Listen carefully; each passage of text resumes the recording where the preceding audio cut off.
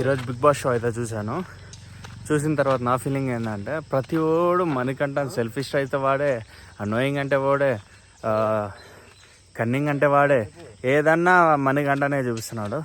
Literally అయితే నాగార్జున అయితే మీకు 8 minutes ఇస్తాను, ఎంత ఏడవాలంటే అంత ఏడవి, అంత ఏడ్చి 7 విలువలు లేని రోజులు ఇవి.